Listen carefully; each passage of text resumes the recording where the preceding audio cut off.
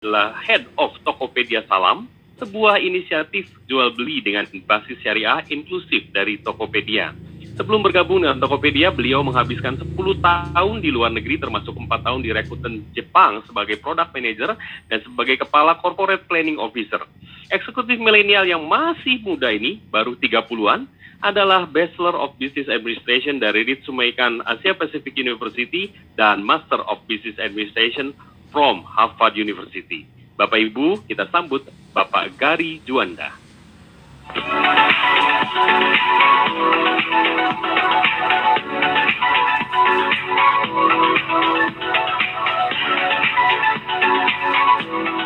Yes, Pak Gary, kami persilahkan. Selamat pagi, Assalamualaikum warahmatullahi wabarakatuh. Pertama-tama saya ucapkan terima kasih kepada jajaran manajemen Prudential yang telah memberikan kesempatan bagi saya dan juga Tokopedia untuk sharing di acara pagi hari ini yang sangat meriah ini. Tetap semangat di acara Syariah Kongres. Perkenalkan, nama saya Gary Juanda. Saya selaku sebagai Head of Tokopedia Salam, di mana itu adalah sebuah vertikal dan juga umbrella, payung bagi seluruh produk yang syariah di dalam Tokopedia Universe. Mungkin saya bisa melanjutkan kepada paparan yang akan saya sampaikan di pagi ini. Ya, pada hari ini saya ingin sharing sedikit bagaimana Tokopedia itu kita bisa tetap semangat memberikan solusi bagi para UMKM menengah dan juga mikro di Indonesia, agar kita bersama-sama dapat menghadapi cobaan di saat ini, tapi tidak hanya melihat sebagai cobaan, tapi menjadi sebuah kesempatan. Mungkin saya bisa share sedikit bagaimana size digital ekonomi di Indonesia pada halaman berikutnya. Jadi sebagaimana yang kita tahu bahwa Indonesia ini tidak hanya salah satu negara dengan penduduk yang terbesar, tapi juga negara dengan yang menggunakan penetrasi sosial media yang sangat tinggi. Karena di Indonesia ini sudah mayoritas semua memiliki telepon genggam, hampir tidak ada yang tidak mempunyai telepon genggam, dan juga kebanyakan hampir 60% mereka itu sudah memiliki internet. Karena kita tahu kalau punya telepon aja tapi nggak punya internetnya, nggak bisa telepon, nggak bisa WhatsApp, nggak bisa nonton YouTube, itu susah. Tapi walaupun itu angkanya sudah besar, penetrasi e-commerce itu masih sangat rendah, hanya sebatas 5%. Kenapa angkanya gapnya sangat tinggi? Itu terbatas karena soal trust issue, soal kepercayaan. Jadi sebenarnya ada beberapa step nih. Orang mau ngepost di Instagram, orang mau berkomunikasi dua arah melalui Zoom atau pakai WhatsApp, namun dengan orang mau bertransaksi, mengeluarkan uang, itu trust levelnya masih perlu dibangun. Dan itulah salah satu PR kita juga di Tokopedia bersama para partner untuk membangun edukasi bahwa untuk penetrasi, untuk menggunakan alat pembayaran secara internet, itu sebenarnya saat ini sudah sangat aman. Jadi sebenarnya selama 10 tahun ini pun kita sudah sangat berkembang sangat pesat. Halaman berikutnya.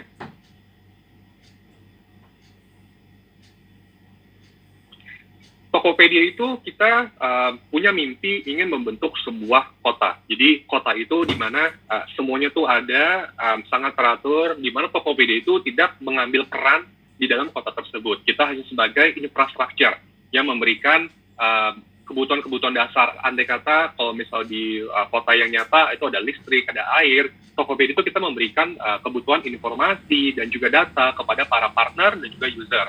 Sehingga visi kita untuk bisa membuat super ekosistem di mana siapapun, baik itu individual, perusahaan, atau bahkan government, itu bisa memulai atau menemukan apapun. Dan bagaimana kita bisa menyebutkan bahwa visi kita telah berhasil apabila kita telah berhasil untuk melakukan pemerataan ekonomi secara digital.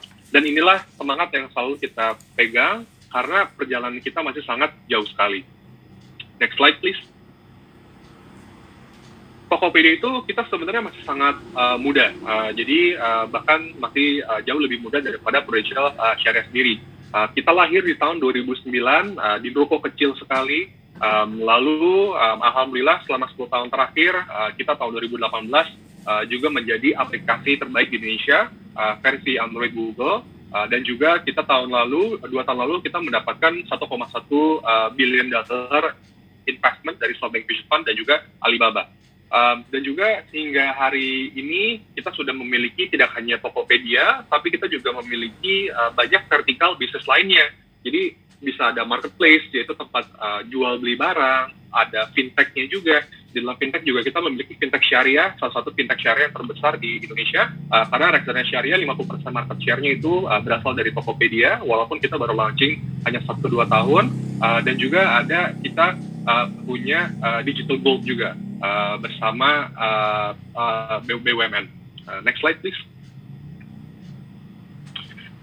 Di dalam selama 10 tahun ini, kurang lebih hingga saat ini kita punya hampir 5.000 nakama. Nakama itu mungkin ini sebenarnya adalah sebutan kita untuk menyapa employee kita satu sama lain. Nakama itu bahasa Jepang yang artinya adalah friends and family. Selama 10 tahun ini, hingga hari ini kita sudah memberikan solusi kepada 90 juta masyarakat Indonesia. Jadi 1 dari 3 populasi Indonesia itu menggunakan atau mengakses Tokopedia setidaknya 1 kali dalam sebulan. Dan secara logistik, kita telah pernah mengirimkan ke hampir 97% kecamatan. Nah, jadi hampir semua penduduk di Indonesia ini tuh bisa mengakses, tidak hanya mengakses, tapi juga mendapatkan barang dan kebutuhan itu dari Tokopedia. Dan ini sangat krusial sekali karena selama 2-3 bulan terakhir ini, harga sembako, harga untuk medical units, itu menjadi sangat mahal di beberapa hotspot atau beberapa provinsi dan juga kota yang sebenarnya sulit dijangkau. Nah, sebenarnya kita melihat meningkatnya kebutuhan primer orang-orang yang tinggalnya di kota-kota terpencil, mereka itu mencari ke Tokopedia untuk mendapatkan solusi yang lebih banyak lagi. Jadi kurang lebih bagaimana caranya kita bisa mensuplai itu semua, kita memiliki hampir 8 juta penjual. Jadi kalau di Tokopedia itu semua bisa menjadi penjual, bisa menjadi mitra kerja juga, dan semua perubahan ekonomi ini, pertukaran jasa dan juga barang, kurang lebih kita selama setahun ini kita mengkontribut hampir 1% dari perekonomian Indonesia. Jadi hampir 1% GDP Indonesia itu terjadi di dalam Tokopedia. Next slide please. Ini sedikit yang tadi saya paparkan. Jadi di Tokopedia itu kita memiliki 4 vertikal, yaitu adalah ada fintech dan payment, lalu ada logistik, kita juga punya marketplace, jual beli barang, digital goods, dan juga new retail. Dan di syariah ini, kita sebenarnya di setiap lini ini kita memiliki solusi syariah. Contohnya di fintech, kita memiliki reksadana syariah dan juga tabungan emas digital yang sangat besar. Kurang lebih secara digital, kita number 1 juga. Secara marketplace, kita memiliki ratusan juta produk. Dan kemarin ini pada awal tahun, kita berhasil terkoneksi juga secara API. Jadi kita menggunakan AI, Artificial Intelligence, untuk mendeteksi barang-barang mana saja yang ada di Tokopedia dan juga sudah memiliki sertifikat barang-barang halal dari MUI juga, sehingga kita bisa langsung memberikan puluhan juta barang-barang yang halal yang ada di Tokopedia bagi masyarakat yang tertarik. Karena kita melihat sebenarnya barang halal itu tidak hanya untuk masyarakat Muslim, tapi barang halal dan juga produk syariah is actually for everyone. Jadi sebenarnya kita juga melihat nih, bagi orang yang investasi di fintech di Tokopedia atau yang menggunakan payment dari bank syariah atau bahkan yang membeli makeup halal, itu sebenarnya tidak ada terlalu ada korelasi apakah mereka itu beragama Islam atau tidak. Jadi kita sangat menyadari bahwa ini memang marketnya sangat besar sekali. Next slide please. Jadi sedikit gambaran di luar dari yang produk yang sudah kita miliki, Tokopedia Salam sendiri saat ini kita menjadi Muslim ekosistem yang sangat komprehensif. Jadi kita memiliki jutaan produk yang sudah certified halal. Yang kedua, kita juga memiliki marketplace untuk umroh. Sebelum umrohnya di pause, kita memiliki marketplace umroh dan juga zakat mal, zakat fitrah in the pipeline. Kita juga memiliki sedekah. Dan juga terakhir pastinya tidak hanya untuk yang transactional, tapi kita memiliki untuk yang Islamic, yang lifestyle features. Contohnya kita bisa membaca Al-Quran, mengecek jadwal sholat, lalu kita juga punya konten, yaitu video content library yang untuk membahas soal keabsahan syariah, Islamic lifestyle untuk millennials juga. gitu. Jadi sebenarnya ini sebuah hub yang sangat menjadi one-stop shopping bagi market untuk yang berminat di dunia Islam. Kenapa kita membuat ini semua? Karena mungkin saya ingin menambahi poin yang sebelumnya dipaparkan oleh Pak Emir. Betul sekali bahwa Indonesia ini kita menjadi top 3, top 10 di negara konsumsi, tapi kita belum menjadi top 10 di negara produsen bagi semua produk. Dan tadi memang sebenarnya sudah disebutkan banyak brand-brand yang besar, yang sudah ternama, yang mungkin sudah menjadi TBK di Indonesia gitu. Tapi sebenarnya misi Tokopedia Salam adalah bagaimana caranya kita bisa menggandeng UMKM lokal yang juga bergerak pada bidang halal. Mereka itu bisa naik kelas, berawal dari seller rumahan menjadi seller nasional, lalu kemudian dia juga bisa menjadi eksportir, sehingga nama-nama yang disebutkan pada saat kita membahas brand halal yang terkenal di Indonesia itu semakin bertambah. Itulah salah satu spirit yang kita pegang di Tokopedia Salam. Next slide please. Jadi selama kita semua tahu bahwa dampak COVID ini memang sebenarnya besar sekali. Tapi kita melihat dari sisi Tokopedia, ini sebenarnya bagaimana caranya kita bisa berkontribusi lebih banyak lagi bersama government dan juga para pihak untuk bagaimana kita bisa menanggulangi COVID ini bersama-sama. Next slide. Saya akan memaparkan sedikit bagaimana kita telah memberikan beberapa aksi selama bulan Maret untuk bisa memberikan akses yang lebih fair, yang lebih adil bagi siapapun, selama mereka ada di rumah saja. Jadi kita menyadari bahwa ada banyak beberapa oknum yang menaikkan harga secara tidak wajar. Jadi kita menutup ribuan toko secara langsung. Kedua, kita juga memberikan fasilitas bebas ongkir kepada masyarakat sehingga masyarakat bisa lebih tenang dan juga tidak terlalu khawatir karena mereka bisa mengakses kebutuhan primer di Tokopedia. Lalu kita juga memberikan diskon biaya layanan kepada para penjual di kategori-kategori tertentu sehingga bagi mereka yang sekarang ini cash flow-nya sedang terganggu itu bisa juga tersupport oleh kita. Lalu kita juga membantu bisnis-bisnis offline. Jadi selama pandemi ini, kami menyadari bahwa banyak kegiatan offline yang sebelumnya itu sangat ramai dikunjungi masyarakat, namun tiba-tiba menjadi sangat sepi. Oleh karena itu, kita pun menjadi proaktif untuk memberikan digital class, online counseling untuk membantu para offline sellers dan juga offline mitra untuk bisa berkembang secara online. Next slide, please. Oke, untuk crowdfunding sendiri, untuk dari segi sedekah, selama COVID ini, kita juga sudah menggalang dana sebesar 7 miliar, ini khusus untuk APD saja. Namun sekarang ini kita fokus tidak hanya untuk yang medical, namun juga untuk bagian sosioekonomik.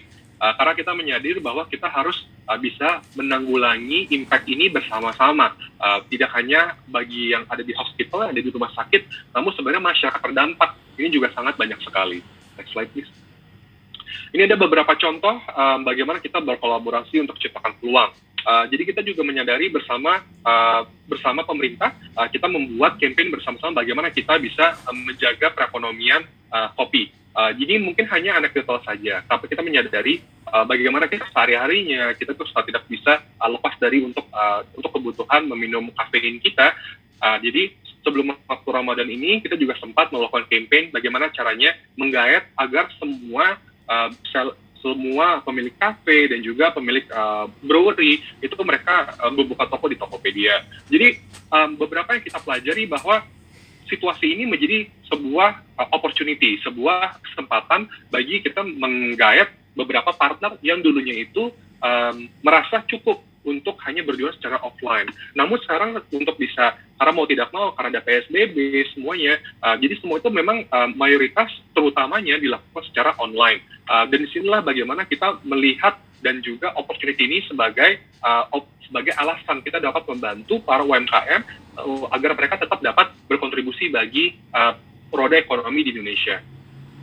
Next slide, please. Dan juga terakhir mungkin ini ada dua contoh campaign yang sangat besar, yaitu Jackpot. Ini adalah untuk brand-brand lokal juga. Yang kedua adalah Big Data Wolf. ini adalah dua event besar sekali yang selalu terjadi secara offline. Namun seketika juga karena mau tak mau karena ada PSBB, semuanya menjadi online.